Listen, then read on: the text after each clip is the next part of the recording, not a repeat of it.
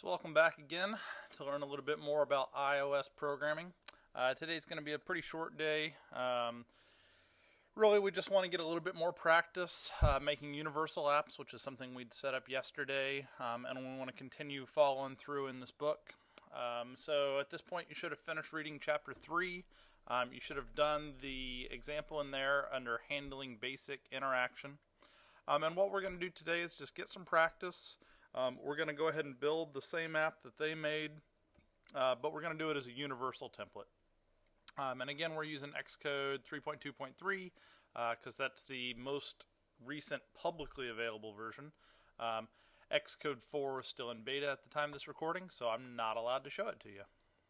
It's pretty cool though. You'll like it whenever you're legally allowed to show videos and stuff on it. So today we're going to make a universal Windows-based application. What I encourage people to do is to try to do this without me. And so try to do it on your own. So pause the recording, see if you can do it without me. So try to make the chapter 3 example, the little 2 buttons and a label, as a universal app. See if you can do it. And if you can, great. And if you have trouble, then start the video back up and I'll show you how to do it. Alright, so I'm going to go ahead and do this example. So I'm going to choose a window-based application, universal app, which you should just kind of get in the habit of building universal apps. I believe it was called Button Fun in the book, so we'll call it Button Fun Universal.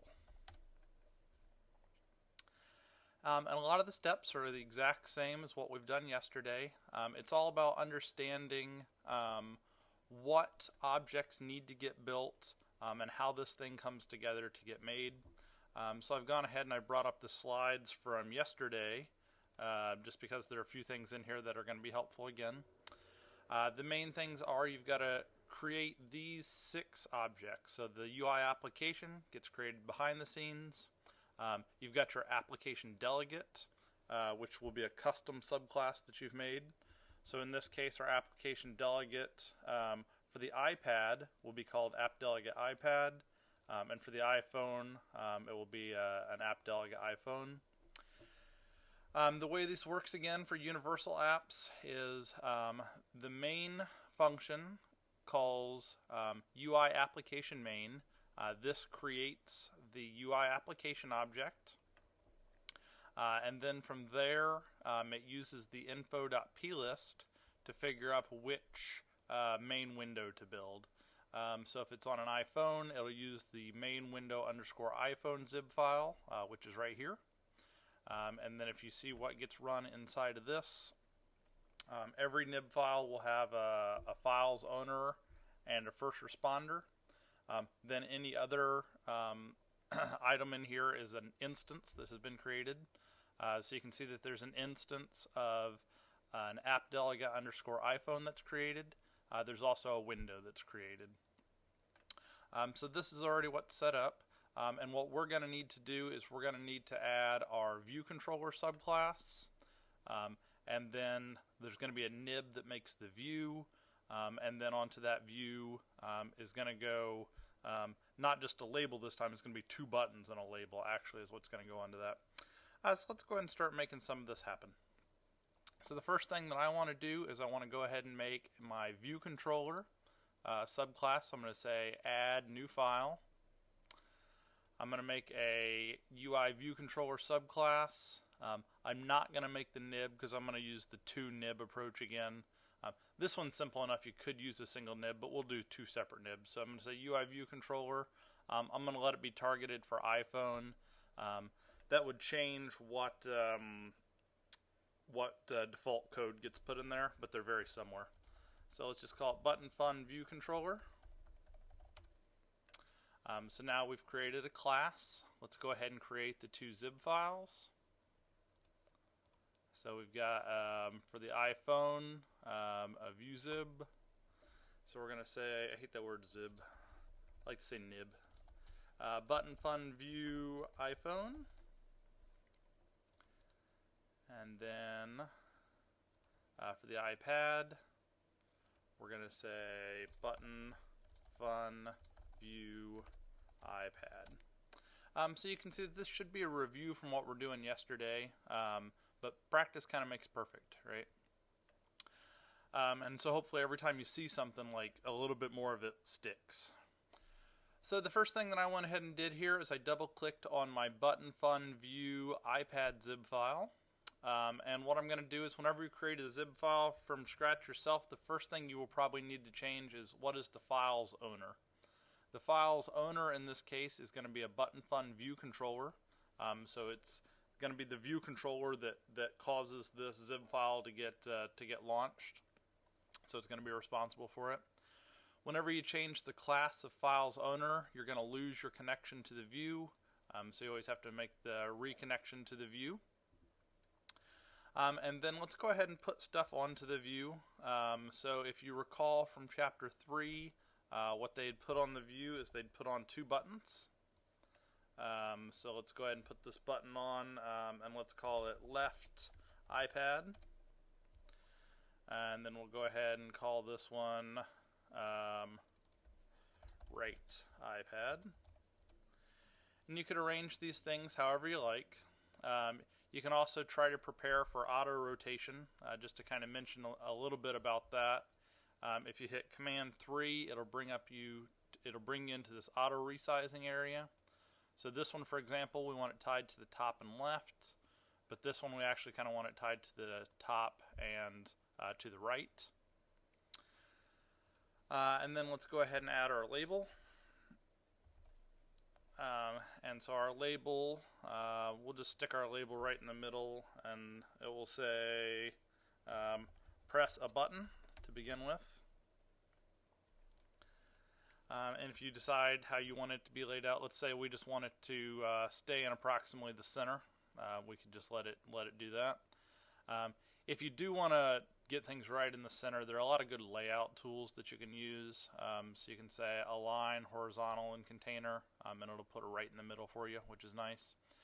You can also show various lines, showing lines and additional information.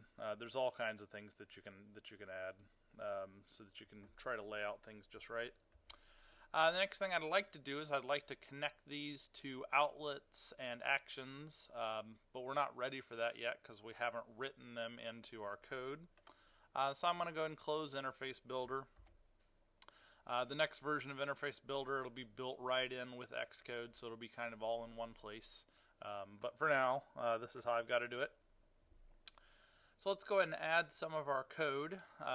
Let's go ahead and add code to the view controller first.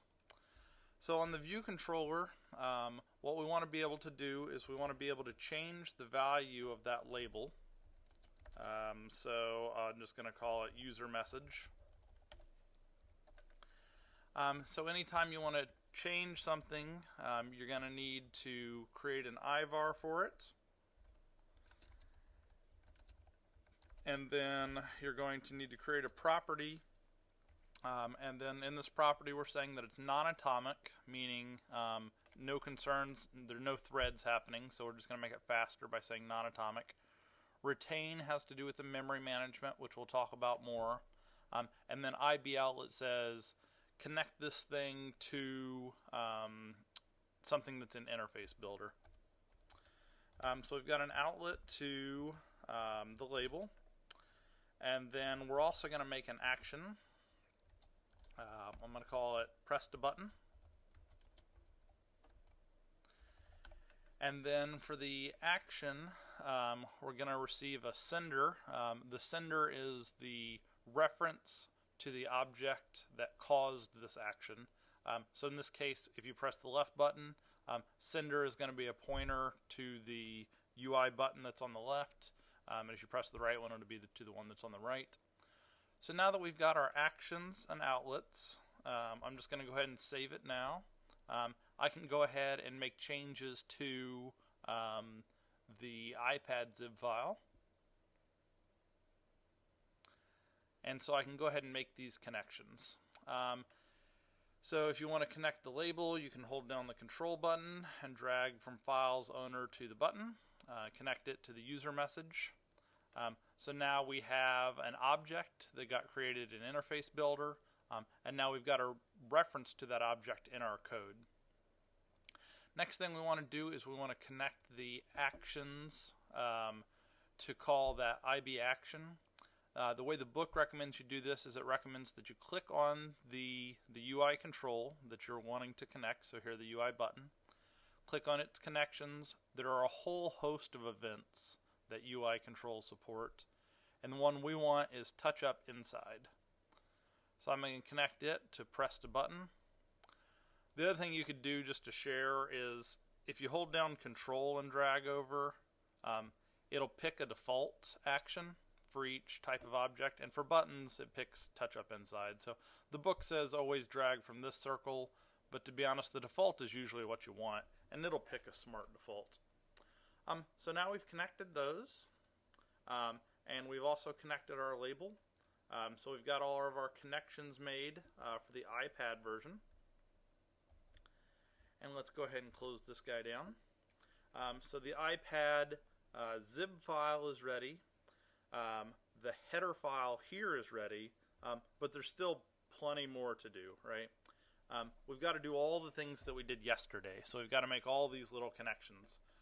Let's go ahead and do some of that first, and then what we'll do last is we'll do the interface builder, or sorry, the implementation file for these connections. So the additional work that we've got to do, we've got to add some code to our App Delegate. So you may remember this from last time. What we're doing here is we've got to create our view controller. So we're going to need to create that object. So we're creating this guy. Then we're going to have a link to him. So we're going to have an IVAR that's an IB outlet. So we're going to create the object in Interface Builder. These three lines give us a connection to that. And then the main thing that we're doing is we're adding that view controller's view to the window. And in order to make that happen, we have to import the class header file, and then we have to synthesize our property. So it gets a little bit tedious in writing this code, but you get pretty good at it. So let's say button fun view controller. I'm going to go ahead and call it root view controller. I think the book just calls it view controller. And there are, of course, some changes coming with XCode 4 and how it does some of this. XCode 4 does a nice job of making a superclass for the App Delegate. So here you can see there's an App Delegate for the iPad, App Delegate for the iPhone. The next version is going to have a superclass so that if you want to do something in both places, you can do it once there, which is nice because it saves you a step, right? But for now, we'll go ahead and do it out separately.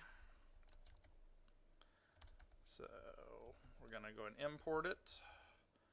We're going to synthesize our property. And then we're going to add it to the window. So you can say self.viewController.view, or you can leave off the word self, doesn't matter. There is a difference under the hood, but we'll talk about it later.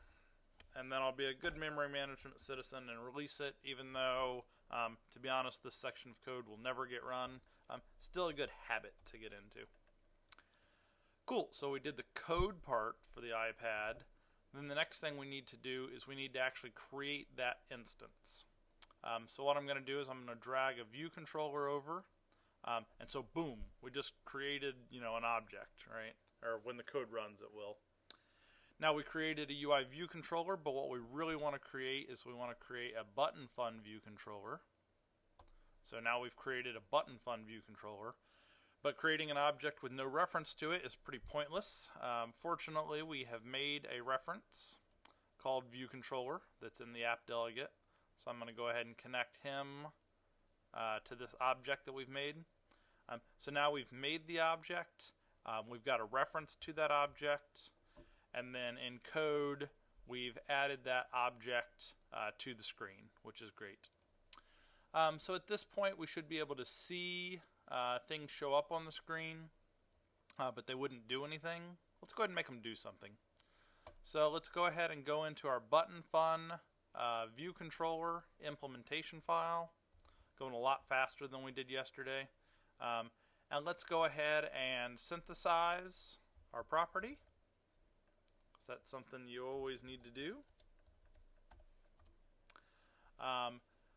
While we're synthesizing the property, let's go ahead and be good memory management citizens. Let's release it in Dialec.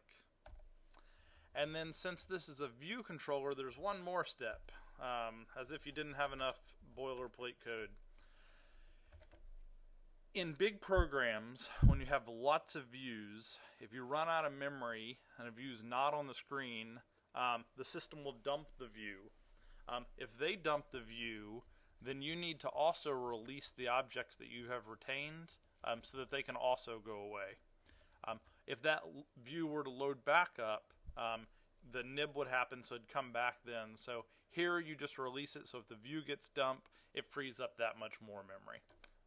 Again, not important in this one, but at least we know what it is there for. Cool, and then the only thing I want to do before I run it is I just want to add a quick little log message that says you pressed a button. Pretty exciting. Let's see what we've done. If you magically have made no mistakes, you should be able to build it and run it. And when you build it and run it, it should pop up and display your two buttons. It should say left iPad, right iPad, and then it should say press a button if everything works. Oh, mine didn't work. I know what I did wrong. There's a lot to do, right? I happen to know that what I did wrong is I forgot to say what zip file. So I said, here's a view controller. It's a button fun view controller. But I never said what nib to load it from. I want to load it from the button fun view iPad. For some reason in the next version, the beta release right now doesn't have this drop down list, so you just have to type it in.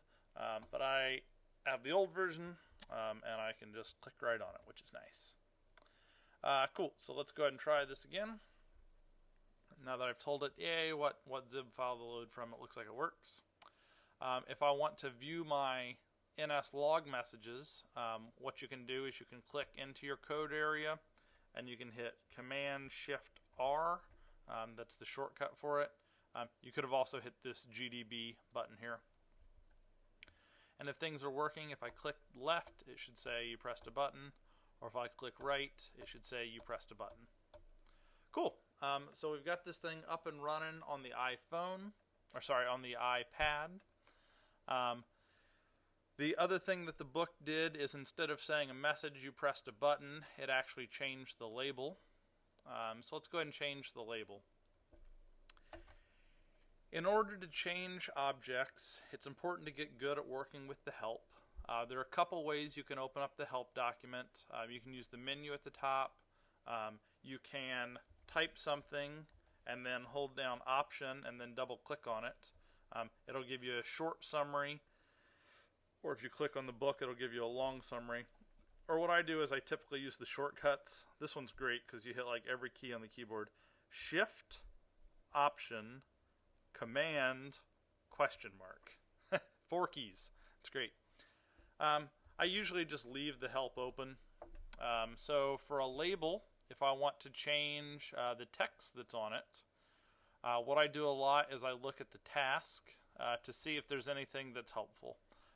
Lo and behold, the very first thing, it says that a UI label has a property called text, and the text is the thing that is displayed on the label.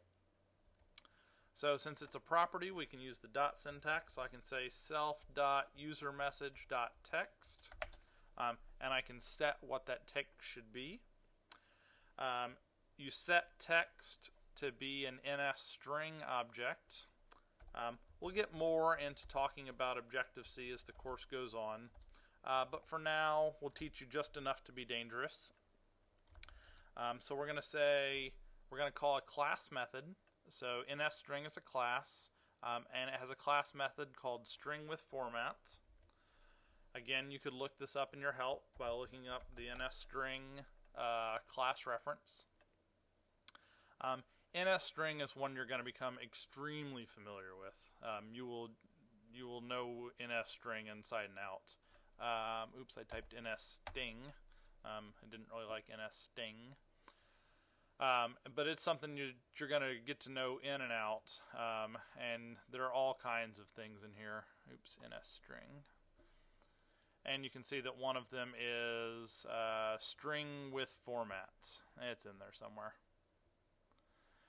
Alright, so string with format, and we're going to say you pressed the, and then we're going to say what they pressed. So you pressed the something button. Formatted print strings work just like they have in like every other language. The only thing that Objective-C adds is they add this %at. What %at does is it prints out the description of an object, so it calls the description method. And an NS string has a description method that makes it print out nicely, right? So the thing that we want to print out is we want to print out some piece of information about the button. So what we want to grab is we want to grab the title that's on the button. So we look up UI buttons and we try to see what are the things that are in buttons. So here's one. There's one called the title label. So it is a view that displays the value of the current title property for a button. So it's read-only, so this one's interesting. I thought it was even easier than this, but it's got a title label, and that is actually a label object. I think that there might be an easier way to get it as well that's officially deprecated, but we'll do it the good way. So from the button, we're going to grab the title label, and then from the label, we're going to grab the text. So we're going to say self dot, oh shoot, we don't have a link to the button. We actually do have a link to the button that comes from right here. The sender is a reference to that button. But in order to make the compiler not complain, I'm going to go ahead and add a line here. So I'm going to say button that was pressed, and it is equal to the sender typecast as a button. This is safe because we know that the sender is a button, right? It's not just a generic ID, it's actually a button. And by doing this, we avoid some compiler warnings. So we're going to say not self dot button that was pressed, we're just going to say plain old button that was pressed. So it's a reference to that object. And it has a title label, and then that title label has text.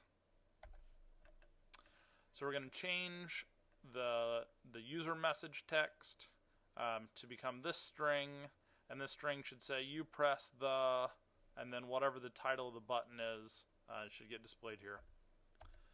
So let's see if this works. I haven't tested it recently, but it should do something useful. It did something useful, but not really what I wanted. It made the text really small. It is working though. It says you press the right button, and then I click here and you can see it says left. There's no reason for that nonsense though. Let's go ahead and fix that up. So let's go into here and let's make that label bigger. So you can see that the label was forced to fit into this size. What I'm going to do is I'm just going to make it much larger. And I'm going to center it up. And I'm going to align it horizontally. And you know what the heck, I'll make it a little bigger while I'm here.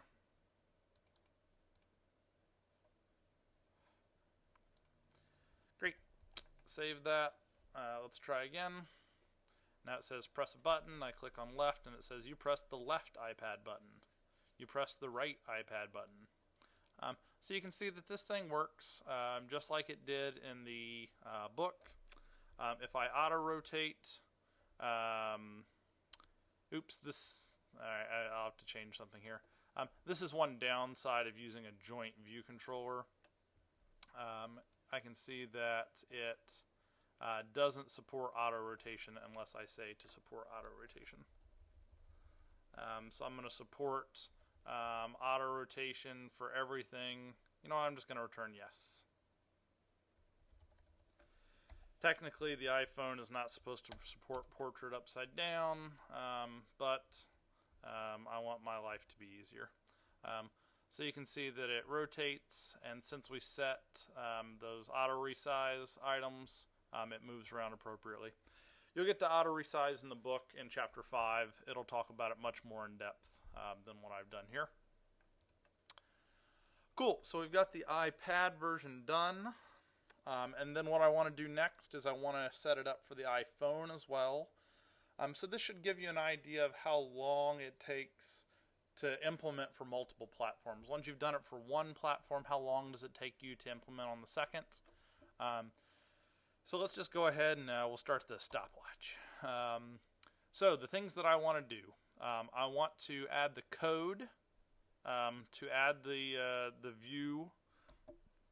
Like I mentioned, in the next version, there'll be a super class to where you can type this stuff once, because we're gonna type basically the same stuff we did here.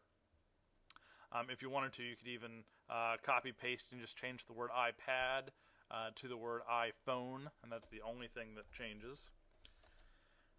So a little bit of extra typing never killed you. We'll call this one, I'll tell you what, for giggles, we'll give it a different name. We'll call this one Root View Controller. And we'll make an outlet for it so that we can make the connections. And because I'm in the mood to do code, I'm going to go ahead and do the implementation file as well. I'm going to import the button fun view controller. I'm going to synthesize my property. I'm going to add the subview. I'm going to add the view controller's view. And then to get myself into good practice for memory management, if I retained it, I sure better release it. And then inside the main window zip file, I'm going to need to say create a view controller object. Not just any view controller, create a button fun view controller. And then the step I forgot last time is I forgot to say what zip file to load it from. Load it from the iPhone zip file, which we're going to go make here in a second. And then we want to connect this object we just made to the pointer that's called root view controller. So now we've made that connection. Then we want to go make this zip file. I haven't done anything to this zip file. You can see it's still the default zip file, so I've got to start from the beginning. I've got to say who the file's owner is. The file's owner is a button fun view controller. Whenever you change that, you'll lose your connection to the view. And then you can drag over two buttons. So I'm going to call this left iPhone. And then I'll also have right iPhone. And I'm going to go ahead and make the right iPhone bounded to the right side in the top on an auto resize event. And I'll go ahead and use my little guidelines here. I'll put them all the way at the top. And then I also need a label. And then learning from my mistake last time, I'm just going to make it go all the way across to begin with. I'm going to center it up, and I'm going to say press a button. Now I'm going to start making my connections. The label I'm going to connect to the user message. The button I'm going to connect to the press to button action. Yes, I'm doing all this extremely quickly. The idea is that I want you to try to do it on your own first. And then you should use this just as a reference. And to be honest, as a reference, it should be able to go pretty quick, right? So we've got everything connected. We've got our view connected, our user message connected. We've got two things that point to that action. So there's some chance that I've got everything done now. I did the code, so I've got a pointer. I added that view controller's view to the window. I made that view controller. I connected it to the pointer. Then I made the zip file, and I connected it to the actions and outlets. So at this point, I should be able to run it for the iPhone 4.0 simulator. 4.1 comes out tomorrow. You can see exactly when I made this video. And you can see that it says press a button, and if I click it, it says you press the left iPhone button, you press the right iPhone button. If I resize, shoot, my strut was holding it to the left wall. Let me fix that because I feel like being a perfectionist today. So the only thing I didn't set here was I didn't undo this strut. I want it to stay in the middle. So now if I build it and run it, you can see that it'll stay in the middle. And if I press buttons, those transfer through as well. So you can see that we've made only one class for the view controller. We've got two different nib files for it. This is one way to do it. Another way you could have done it is you could have made a super class for the view controller and then two separate view controllers, one for the iPad, one for the iPhone. That would be better in some ways, especially for the auto rotation. It'd be nice to have those be slightly different. You could also look at the device model name and make a decision there, because officially the iPhone is not really supposed to support the portrait upside down, so the button at the top. This one really shouldn't be supported, but you know, it is. Cool, so that's enough for today. What you're going to be doing for tomorrow is you're actually going to be watching a video. So you're going to be watching Apple's version of Introduction to Objective-C. For this video, it's on iTunes U, but you have to be logged in as a developer before it's visible to you. So we're going to be watching that video for next time. And then after that, we're going to come back to the book for chapters 4 and 5. Cool. We'll see you next time. Next time, we're going to play around with some more practice, doing some more demos. We're going to be working the problems that are in Lab 1. We're going to be making 3 apps. We're going to be making a color slider app, a score keeper app, and then also a tic-tac-toe app. So we're going to kind of be doing those one per day for the next 3 days. I love to learn by doing. I love to learn by using examples. So that's the way this course kind of works. All right, that's it for now.